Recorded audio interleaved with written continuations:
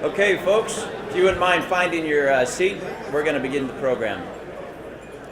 First of all, let me start by thanking all of you for being here. We certainly recognize here in the Clovis City Council that we're really not the people who make the city of Clovis work as well as it does. It's the folks who gather at occasions like this that have made the city of Clovis the wonderful community that it is. Thank you all very much, and please just give yourselves a round of applause for all that you do for the city of Clovis.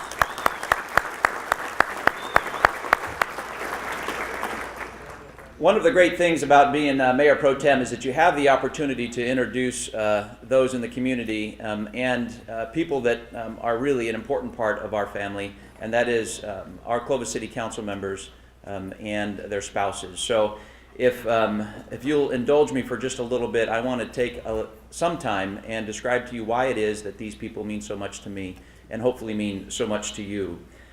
First, I want to start with Lynn Ashbeck. And she is the queen. Her tiara has been on order for the last 15 years.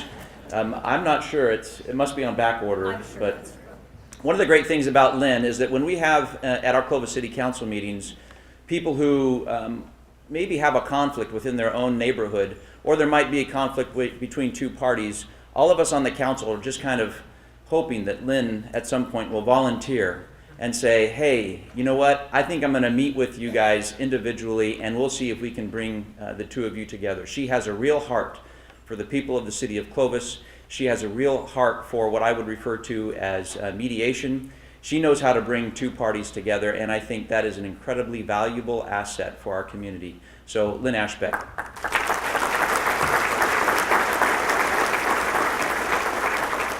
Next, I want to tell you about Jose Flores. Jose Flores has been a good friend to me because, and I really noted this because I have a tendency sometimes to be self-righteous, believe it or not. And so when, I heard that, Leo. When that happens, and has happened more than one occasion to my own embarrassment, I admit that, Jose does not attack me from the dais. What he does is he gives me a phone call, and he says, hey, let's go have a cup of coffee. And so we sit down, have a cup of coffee, and he says, you know, just because somebody's on the other side of the question doesn't mean that they're immoral. They just have a different position than you do. So, you know, tone it down, Waylon. And so that is a really good friend, and also another important attribute that we see in our council members. He has a wonderful story. Hopefully sometime you'll have an opportunity to hear it about his family. And really it's been symbolic of how people have come to the Central Valley, not just from Texas like his family, but other Dust Bowl states, from Mexico, from Southeast Asia, from all over. They've come to Clovis and have had great success. Jose's success has been phenomenal. Family moves here, they start a business, they have success in the business. He becomes a leader in the sheriff's department, and then council member and mayor for the city of Clovis, Jose Flores.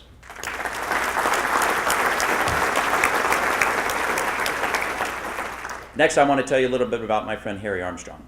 Harry has been on the city council since 1970. He is the longest current serving member of any city council in the state of California.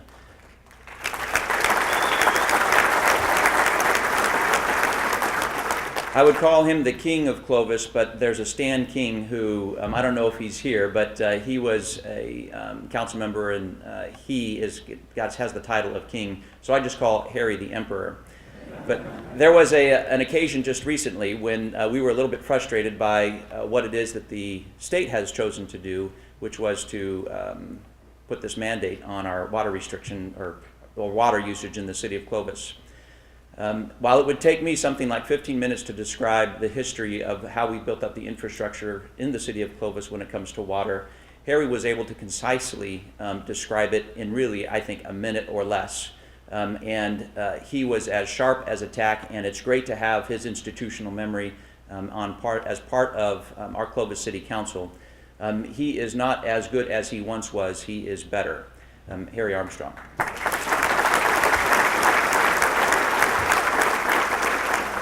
I'm going to introduce the mayor a little bit later. I also want to introduce some people who are up here at the table with us. There's already been a couple of cowboys here who have decided to run for Clovis City Council because they realize that they get to sit next to the royalty that's up here with us. So first I want to introduce Taylor Coloca, who is Miss Clovis. Taylor.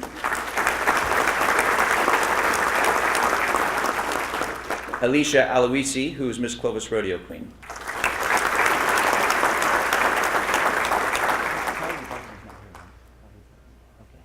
And then I don't know where you are, Kylie. Kylie, can you give us a wave? Oh, there you are. You've got Lynn's tiara. There she is. Kylie Barton. She is Miss Teen Clovis. For this next portion, I would ask that you hold your applause. I'm going to go through these people relatively quickly. If you don't mind, as I mention your name, I know sometimes this is embarrassing, but if you would please stand up, I would appreciate that very much. And then after everybody has stood, we will applaud for you. Rob Woolley, Clovis City Manager. Sarah Moffett. Rob, keep standing if you don't mind. Sarah Moffett from Senator Feinstein's office. Chelsea Kemple from Jim Patterson's office. Thank you, Chelsea. Shannon Major, I saw you, good. Buddy Mendez, Fresno County Board of Supervisors. Great. Debbie Puchigian, I saw you here, also from the Fresno County Board of Supervisors. Thank you for remaining standing. Sheriff Margaret Mims. Bruce Rudd, Fresno City Manager. Bruce, there you are, good. The Steve Brandow, and is Esmeralda here with you, Steve? Okay, I'm just going to stop right here. I'm going to tell you that we've really developed a strong friendship with the council members from the city of Fresno. Thanks so much, Steve, for your leadership over there. And then President Joseph Castro from the California State, well, actually it's Fresno State now. Are you here? No, okay. Janet Young, Clovis Unified. There you are. What's that? Perfect timing. Clovis Unified School District Board members, Betsy Sandoval, Jenny Hosepian, Sandy Bangle. I hope I haven't forgotten anybody. And then the folks in the cowboy hats are Greg Gillard and the Clovis Rodeo Association board members. If you guys would stand up, please. Let's give all of these folks a round of applause. Beside every great council member is a better woman or man. And so I want to take an opportunity to just introduce our wives as well. Jeff was unable to make it, but we do have with us today Shelly Flores. Shelly, if you would please stand. This is Jose's wife. She deserves her own round of applause. Julie Magsig. Julie, if you'd please stand. Maybe not. Okay. And then Diane Armstrong. You are here somewhere. There you are. Good. And I've been looking for the most beautiful girl in the room today, and she's here. Good. Nancy Whalen, my wife.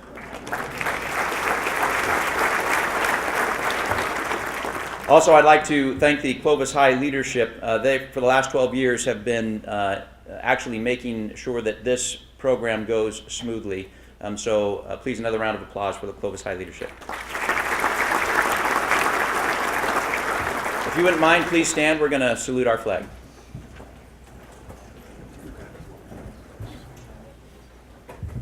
Ready? Begin. I pledge allegiance to the flag of the United States of America and to the republic for which it stands, one nation, under God, indivisible, with liberty and justice for all. Please remain standing. The national anthem is going to be sung by the Buchanan High School Chamber Singers, directed by Roger Bergman.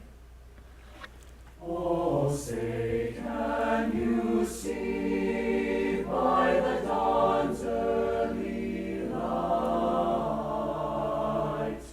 what so proudly we hailed at the twilight's last gleaming, whose broad stripes and bright stars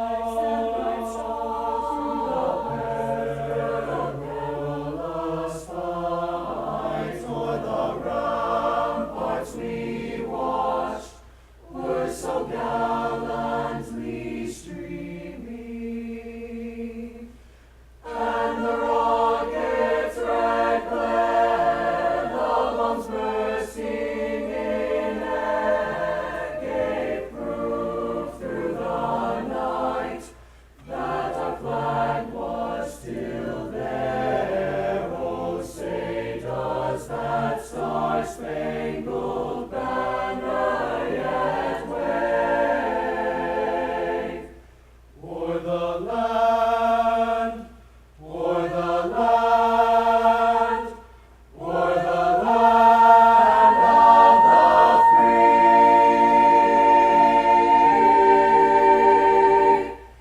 and the home of the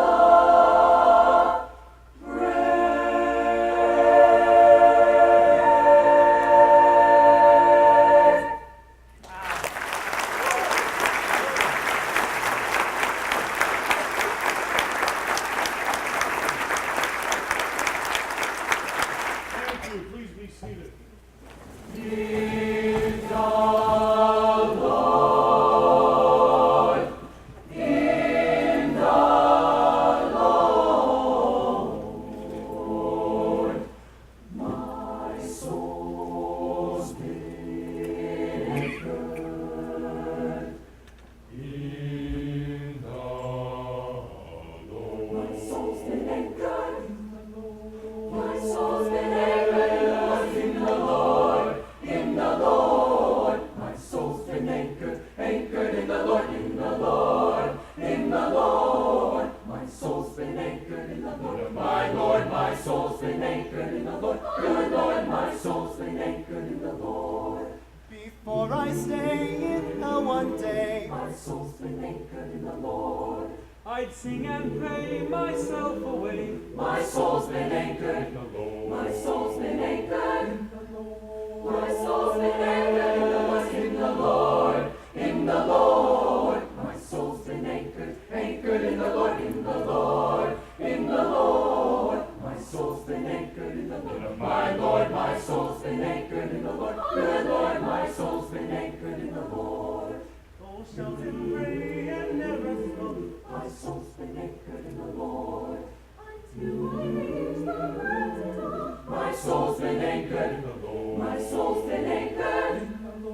My soul's been anchored in the Lord, in the Lord. My soul's been anchored, anchored in the Lord, in the Lord, in the Lord. My soul's been anchored in the Lord, my Lord. My soul's been anchored in the Lord, good Lord. My soul's been anchored in the Lord. Do you love it? Oh yes. Do you love it? Hallelujah. Do you love it? Oh yes. God Almighty. Are you anchored? Are you anchored? Oh yes. Yes, I'm anchored. My soul's been anchored in the Lord. Yes. Will you serve him? Will you serve it? Oh yes. Will you serve it? Hallelujah. Will you serve it? Oh yes. God Almighty. Are you anchored? Are you anchored? Oh yes. Yes, I'm anchored. My soul's been anchored in the Lord. Hallelujah. will you praise him? Will you praise him? Oh yes. Will you praise him? Hallelujah. Will you praise him? Oh yes. God Almighty. Are you anchored? Yes, I'm anchored. Lord, I'm anchored. Oh, yes. Lord, I love you. Oh, yes. Yes, I'll serve you. Oh, yes. Lord, I'll praise you. Oh yes. Hallelujah. My soul's been anchored in the Lord. God Almighty, mine. Been anchored. Anchored in the Lord. Wow. Thank you very much to the Buchanan High School Chamber Singers. At this time, I'd like to invite up Police Chaplain Mark Lixie, and he is going to lead us in an invocation.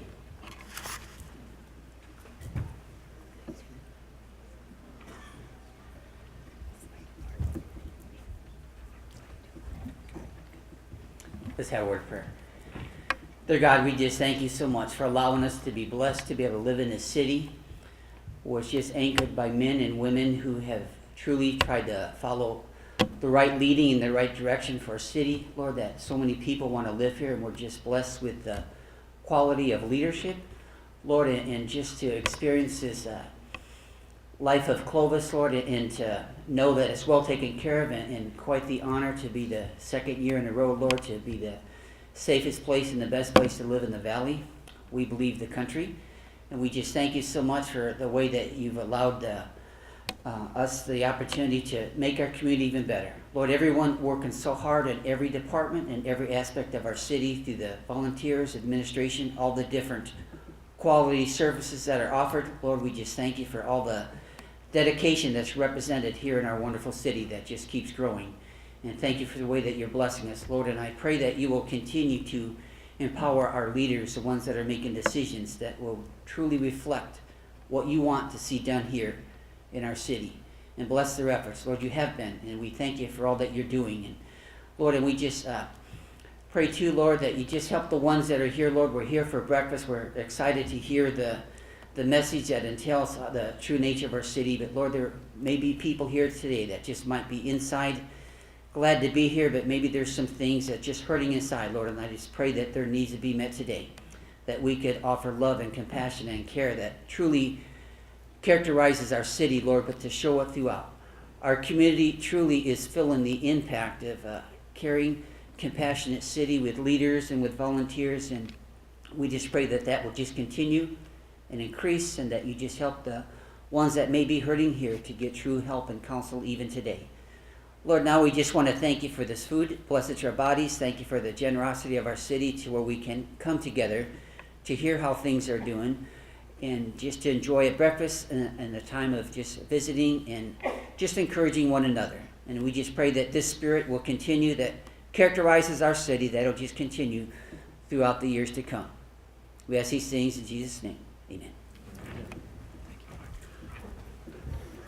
Now it's my pleasure to introduce to you a friend of all of ours, the mayor for the city of Clovis, Nathan Megsig. A couple of stories I want to share with you about him is that as a Christian, sometimes it's difficult maybe to express your faith publicly, and Nathan has been one of those who's been a good example for me. The first time that we actually met, when I was considering running for Clovis City Council, we met at a restaurant in downtown Fresno, because that's where I work, and first thing after the food was delivered is we prayed together. And that has always stuck with me through all of those years, the way that he was not ashamed to declare his faith in a public way like that. And I appreciate that very much about Nathan. The other thing is that there's a story that happened actually here in this Memorial District. One of the security guards a while back, his name was Phil, and Phil is a frequent visitor of the Clovis Barbershop on 5th Street, and he shared with me this story. And you might notice it about Nathan, is that when he's done having a conversation with you, he will say, if there's anything I can do for you, if I can do it, let me know and I will. So that's kind of a tagline for him. And there are a lot of times people say, hey, let's do lunch sometime, and you never really know if they're serious. But Nathan, when he says that, I really didn't know whether he was serious or not, because I never called him on it. Well, Phil did. Phil, the security guard here at the Memorial District, was working an event. Nathan was here. Nathan says, hey, if there's anything I can do for you, you just let me know. If I can do it, I will. And Phil says, I could really go for a big gulp right now. And Phil was just joking. But then a few minutes later, Nathan comes back and gives him a big gulp. So he is a man of his word, a man who cares certainly about the city of Clovis and certainly about his faith. Please welcome the mayor of the city of Clovis, Nathan Megsig.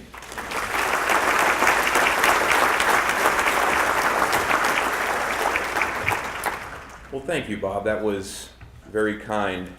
I appreciate that. One other introduction I'd like to do. I want to introduce Brian Angus, the CEO of EOC. I think that is necessary for me because he's my boss. So please, yes, Brian Angus.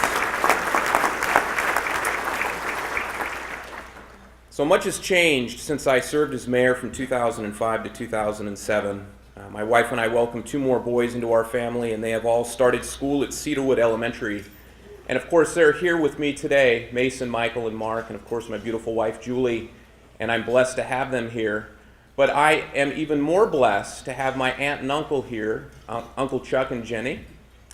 Chuck is my dad's brother, and he's here from Tennessee, and means a lot for him to be here. I've shared with many of you over the years that I come from a line of pastors, and my uncle is a pastor, my grandfather was a pastor, my father was a pastor, and on we go. And then there's me. I've become a politician.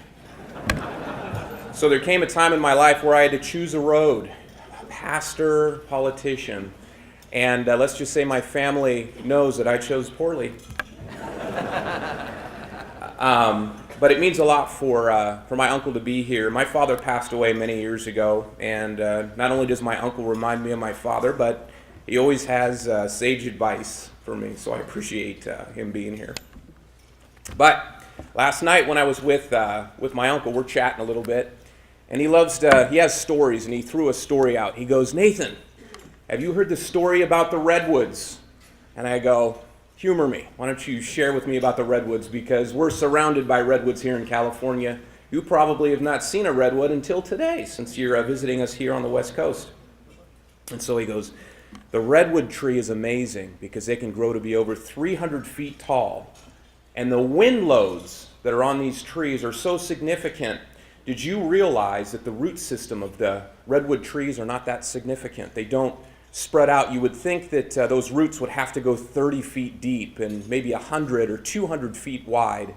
The redwood tree roots maybe only go 5 feet into the ground and maybe spread at max 100 feet wide. But the reason those oaks, Nathan, are able to stand amongst tremendous wind load is because they interconnect their roots with one another. And they interconnect their roots and intertwine their roots with bushes and shrubs and other plants within the forest. And when they do that, and the winds come and blow against those trees, they work together with the root system around them to make sure that they don't fall over." And you know what? When all of us were standing and we were hearing Anchor in the Lord being sung to all of us, I was thinking about that analogy a little bit. Because right here in Clovis, there are many individuals who stand taller than others in the city, but all of us equally have our roots tied together. And one of the reasons the city of Clovis does so well is because we lean on one another and we recognize that together we are stronger. And that makes me excited. I'm reminded in this drought that our greatest resource is not water, it is the people in our community who refuse to wither. People like Jordan De La Cruz, who is here. Yeah, his picture's up there on the wall. He's here sitting with Joe and Shelley.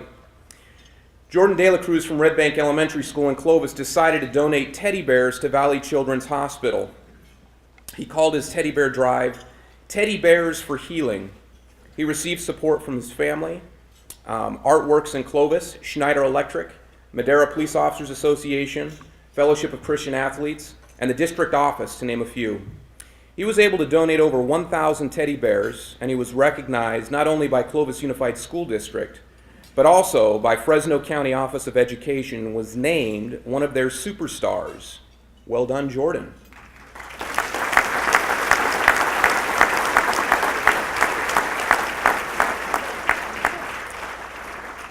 Also, the Buchanan Bird Brains of Clovis, I love that name, won the international title of first robotics competition on April 25th in St. Louis, Missouri.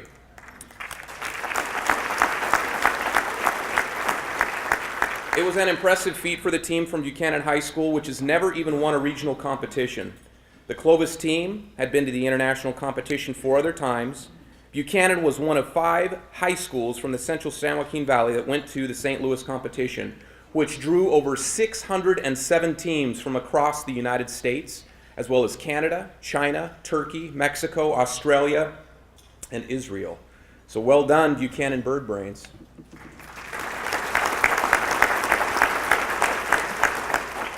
The city of Clovis has also been successful this past year. I want to start by talking about our Trailhead project. The project area covers approximately 3 acres and includes a parking lot, seating walls, landscape, plantings, irrigation system, tables, benches, lights, pedestrian, tall bridges, drinking fountains, bike racks, bike repair stations, and restroom facilities. The innovative stormwater retention detention system installed below the parking lot includes open bottom corrugated wall collection chambers that are placed on top of 12 inches of gravel and then also covered by gravel. Stormwater flows into the drain inlets at various locations at the trailhead and then into the chambers. The system is designed to hold water and allow it to percolate into the ground through the gravel below the chamber. This subsurface stormwater retention detention chamber system is the first of its kind in the Fresno-Clovis metropolitan area, and the underground chamber holds 197,000 gallons of stormwater. Water that is allowed to recharge our aquifer. This system saves valuable land and protects water resources. The sustainable design of the project includes native grasses, drought-tolerant trees, and various hardscape subsurfacing. It is estimated that the water usage is reduced by 85 to 90%, a savings of 3 million gallons of water per year compared to a park of similar size. In addition to this, because of the native grasses, the trees, and how the park was designed, the cost to maintain this park is about half of what a similar park would cost to maintain. So our staff went above and beyond working with the Fresno Irrigation District to make this particular location happen. It's beautiful, it's being used, and we're going to continue to make improvements at this location. So let's talk about trail art a little bit. About 10 years ago, when I had an opportunity to serve as mayor, I wanted to leave some kind of a mark with the community, and I had an idea, and the council was very supportive of starting a trail art program right here in the city. So as you move from the south end of the city, so basically Shaw and Clovis Avenue, and work your way north, I'm going to talk about a few of these pieces. We have the Acorn Gatherer, which you see here, and a piece also which is right behind her in memory of Ike Ikeda. And as we continue south along the trail system, you have Red Rock and Lane Frost, which the Rodeo Association did. This is one of the finest pieces along our trail. They did an excellent job. It was unveiled at the 100-year rodeo last year. You also have the Ties That Bind piece, and you have Bronco Buster there. This was actually the first piece that went in about 10 years ago. And we have, of course, the Walking Doctor in honor of the Pendergrass family, and specifically Clayton Pendergrass there. So, at this park, which I just talked about, there is a pedestal, which is at the center of the park. And about 6 months ago, I asked Brandon Greer, a local artist, to come up with a sketch, with a rough draft of maybe something that could go with that park. And so we made this horse, which, if you haven't had an opportunity to see this horse, it is displayed in the admin building there at City Hall. Go take a look at it. There's a clock in the center of it. He is just an amazing individual when it comes to art and being able to take plate steel and turn it into a moving piece of art. So he came up with this as a rough rendering. And at some point here in the near future, I'd like to do something like this, a horse with movement, put it at the center of the trail. The Fresno Irrigation District, I met with their board. They have no issues with this at all. They're very supportive of us doing a piece of art like this. So now I'm standing before all of you because art can only happen when the community is involved. So if you guys take a look at this and you'd like to be involved with this art project moving forward, I'm going to help fundraise for it. But if you would like to contribute as well, I would encourage you to do so. The Centennial Plaza downtown revitalization, the site formerly occupied by the Department of Motor Vehicles, as well as the former City Hall, which Harry's the only one who can remember thumping his gavel in that chamber, is located on the east side of Pulaski Avenue at the Bullard Avenue alignment. This site has been vacant since 2008. The remnant dirt lot, parking lot area is currently being used as a parking area for the downtown guests and merchants. The city previously marketed the entire site for development and received offers and proposals. However, after developers evaluated the infrastructure costs, fees, and existing conditions of the underground utilities, it appeared that the site was not feasible for development. This project utilized bond funding to develop the off-site improvements, infrastructure, plaza, and parking area to provide for 2 ready-to-build pads, making the property marketable and feasible for development. The proposed plan includes a plaza along Pulaski Avenue at the approximate midpoint of the street frontage. The plaza would be raised from the height of the sidewalk by a few steps and includes handicap areas with raised seat walls and landscape areas. Being sensitive to landscape maintenance, landscape areas and materials are kept to a minimum. The plaza is designed to serve as a stopping and gathering place for guests and an activity area for outdoor special events.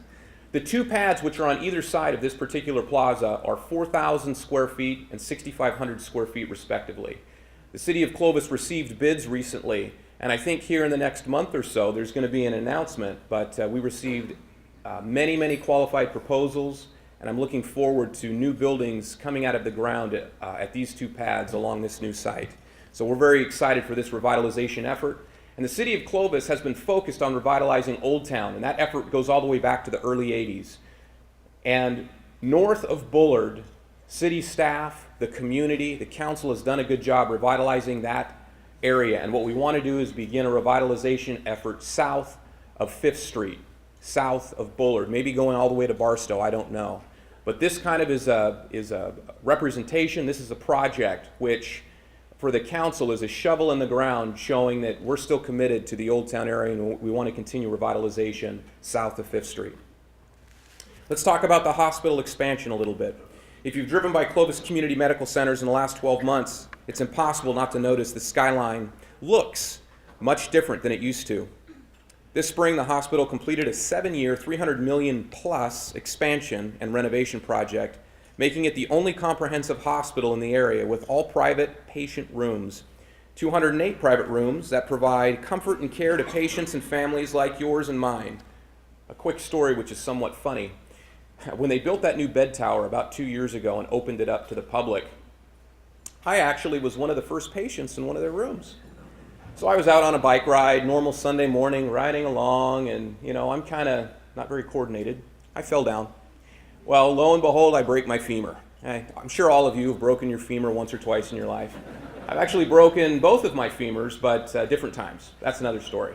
So I break my femur and end up in the emergency room having surgery. I got to put stuff in my leg to fix it, and wake up in just this palatial room. It's like TV, computers, amazing. I didn't want to leave. The hospital staff sitting there looking at their watch are like, Magsig, this was kind of a minor surgery. You've been here for 5 days. Why don't you get out? We have other people wanting to come in. And so finally I left. So if you're going to break your femur, I would encourage you to go to this hospital because it is beautiful. So there, Craig, you can give me $5 later. I just sold your hospital for you. So I know from experience. So an added 5-story bed tower houses medical, surgical, and ICU patients, and the completely renovated 3-story women's pavilion is home to truly comprehensive women's services for women's surgery, labor and delivery, and a neonatal ICU. In addition, the main hospital has expanded to house advanced surgical and robotic technology, screening and diagnostic procedures, and a wide range of comfortable amenities. I could go on and on about this location because they continue to expand and do many wonderful things. I want to sum up one last thing with this hospital because they use a lot of water out there. And the city of Clovis is encouraging them to use as much water as they can because this particular location has a purple pipe infrastructure system. And many of you know we have a water reuse plant which right now is treating about 3 million gallons a day of water. It is so much water and we don't have enough infrastructure in the ground to move that reclaimed, recycled water back throughout the community. And so the hospital is doing us a favor by taking our purple pipe water and continuing to make their hospital a beautiful place. So when you see their sprinklers going and all the beautiful plantings out there, it's reused water. It's not coming from our aquifer being pumped a second time. It's being recycled, and they're doing the city of Clovis a favor, so we appreciate that. California Health Science University. Some of you may have never heard of this university, but it opened up last year, and it's doing great work in the city of Clovis.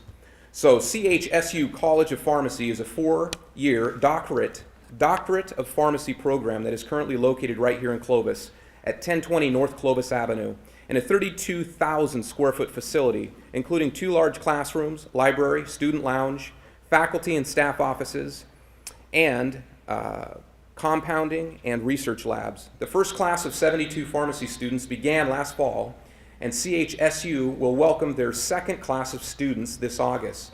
I'm proud to announce that CHSU is growing again. With every new class of students that CHSU matriculates in their first 4 years of their Doctor of Pharmacy program, they will be hiring additional faculty and staff, and they will outgrow the current building after this year. Therefore, they plan to build 2 additional buildings with parking areas on Clovis Avenue across the street from the current location, with target completion dates of summer of 2016. The first new building will be 17,000 square feet and include a 3rd large classroom, several smaller classrooms for electives, student lounge, study spaces, and offices. The second new building will be 9,500 square feet and include exam rooms for a clinic, a small pharmacy, and a few offices. Florence Dunn, president of CHSU, couldn't be here today, but she asked me to read this statement on her behalf. The city of Clovis has been a great partner in helping to expedite the opening of our initial Clovis campus, and we look forward to working with them on the next phase of our growth. CHSU was created to expand local healthcare, education opportunities, provide competitive care options for local students, and most importantly, to improve access to care in the Central Valley. With the generous support we've received from the City of Clovis, the community, the medical professionals, and from educational and business leaders, we will compete with other prestigious graduate schools in California and across the nation. We'll attract highly qualified students, many of whom will then stay in the region to practice professionally. So I'm excited for that. Real quickly, our North Civic Center. On November 17th, 2014, the City Council approved the plan to expand our Civic Center to the north. Our plans include moving the existing county library and building a 30,000 square foot facility, which is going to be state of the art. We also want to move and create a transit hub here and move our senior center to this location. So the City of Clovis is moving forward. We're going to begin to prepare the site, and here in a couple of months you're going to see a lot of activity out here at this location. With this movement that's taking place at our Civic Center, it's going to benefit, we hope that it benefits, I'm confident that it will benefit the San Joaquin College of Law. The San Joaquin College of Law came to Clovis in 1996, and it is a very important part of the city of Clovis. It is the only law school in about 120 miles in either direction, north or south of us. And with the movement taking place here at our Civic Center, it will give the law school an opportunity to expand their law library. Because as we create a new senior center, we hope that the law school will be interested in purchasing the old senior center, which is adjacent to this building, where they can expand their library, do some additional fundraising, and eventually expand their accreditation. So we're very excited for that, and I'm looking forward to working with the law school. The City of Clovis Recreation Center currently occupies a small portion of the winery property located at Clovis and Dakota Avenues. The city has owned this piece for many years now, and Rob Woolley and his staff did an excellent job putting together this conceptual plan. Over the course of the next 12 months, we're really going to take a look at this site because the City of Clovis is a very active community. We have sports events taking place constantly. You have soccer teams constantly fighting for space. Baseball activities are constantly looking for opportunities to expand their programs. And so the city is looking at this location. We're going to have to demolish a few buildings on site which can't be reclaimed. And we're thinking about having a baseball, soccer complex, maybe something that would look like this. We're at the very front end of this process, but stay tuned. We want to add something which is going to be of great benefit to the citizens of Clovis. Let's talk about some challenges. Our jobs housing balance. When I first got on the council, our jobs housing balance was 0.79 jobs per rooftop. Our goal is to get to 1 to 1.25 jobs per rooftop. So we're moving in the right direction, but I'm here to tell you, I'm doing my part. So we need to create 6,000 more jobs. Here's what I did yesterday, and if all of us kind of do what I did yesterday, it will get us about 600 persons closer to this goal. So what did I do? I went to the City of Clovis, and I decided to buy a business permit. So I purchased a business license. I have that at home now, and you know what? I'm going to start a business. And eventually, I'm going to try to employ some people as well. So the first step, getting that business permit so I can be involved in the City of Clovis, and we'll see what happens. So all of you here, hey, if you pull a business permit, just to employ 6 people, that's all I ask, 6 people. Boom, we get to that 1-to-1 ratio. Are you with me? All right, do your best, do your best. Fair enough. So jobs housing balance is something we're looking at. I'll tell you that the Clovis Hospital in the last year, I believe, has hired 650 new employees. That is huge.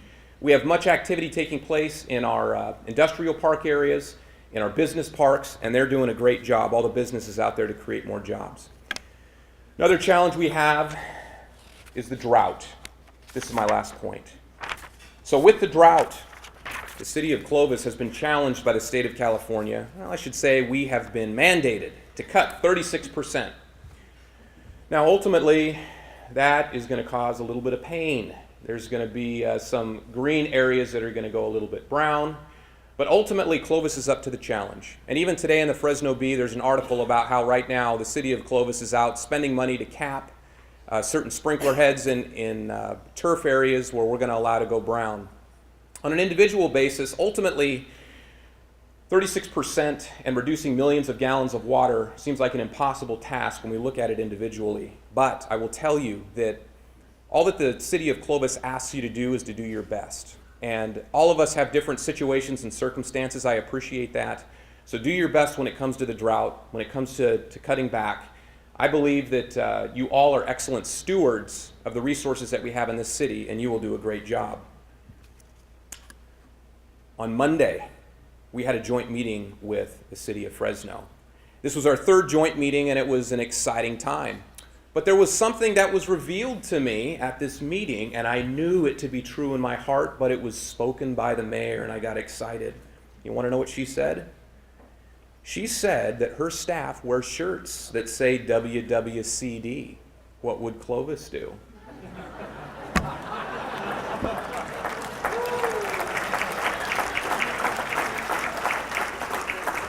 Put a smile on Harry's face. But there was another revelation that came to me. And I shared with them that I too wear a shirt that says WWJD. What would Julie do? That's my wife. And in that moment I realized, you know what? Clovis is not only controlled by my wife, but so is Fresno. So truly the most powerful person in this room today is my wife, Julie Magsig. Thank you all for being here.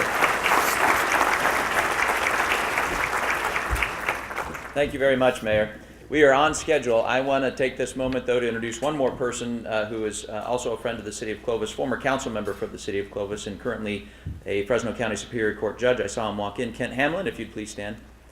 Thank you, Kent. As you may know, the Clovis Community Foundation organized today's event. The Clovis Community Foundation is a nonprofit organization established to promote and support the advancement of recreation, culture, and arts in our area. Since 2002, donations from the Clovis Community Foundation have resulted in over $750,000 in enhancements to community projects, including the Centennial Plaza, art sculptures on the trail, exercise equipment at Dry Creek Park, park benches on the trails and in parks, Boys and Girls Club of Clovis Playground, the trail entrance archway at the north and south side of Shaw and Clovis and Willow and Nees, major enhancements to the Clovis Botanical Garden, City of Clovis expansion and refurbishing of the Clovis Pet Adoption Center, the picnic shelter at the park across from Costco, the city entrance monument at Clovis and Sierra Avenue. In virtually every instance, the money given by the foundation was matched by the local charity, thereby doubling the impact of these donations. Moreover, last year the foundation's operating expenses were less than 0.5%. $15,000 of today's proceeds from the mayor's breakfast will be given to local not-for-profit organizations supporting the Clovis community. At this time, I'd like to invite some of the recipients of today's proceeds for a photo. And Mayor, if you would grab the checks and head over there to the side as well. So first, if Ann Clemens is here from the Clovis Botanical Gardens, if you please come forward.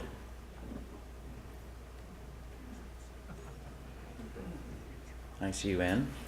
Also, we have the Fresno Wildlife Rehabilitation and Nature Education Center. Kathy, there you are. Center Stage Clovis Community Theater, Carol is there. And I'm going to give a plug because Center Stage Clovis Community Theater is an excellent opportunity for you actors and actresses out there, or really anybody who's interested in theater. They're going to have Mary Poppins playing this summer. It starts July 23rd. It's one of the few venues in the city of Clovis where you can actually go watch live music that is accompanying the theater production. So it's a great opportunity for those of us in this valley to enjoy the arts. Clovis Trails, Eric is there, good. And the Boys and Girls Club of Clovis, Pete Lugo, and also Sandra Cheney. All right. So if what they're going to be doing over there is just taking a photo opportunity with the checks that they are being presented with. Thank you so much for all that the Clovis Community Foundation does. I think I'm prohibited from mentioning the people who are significantly responsible for this, what it is that the Clovis Community Foundation does, but they are a great asset to the city of Clovis, and they're just humbled, and so they don't like a lot of attention. They do it for other reasons. So your attendance, participation, and donations to these worthy causes are making Clovis what it is and what it will become.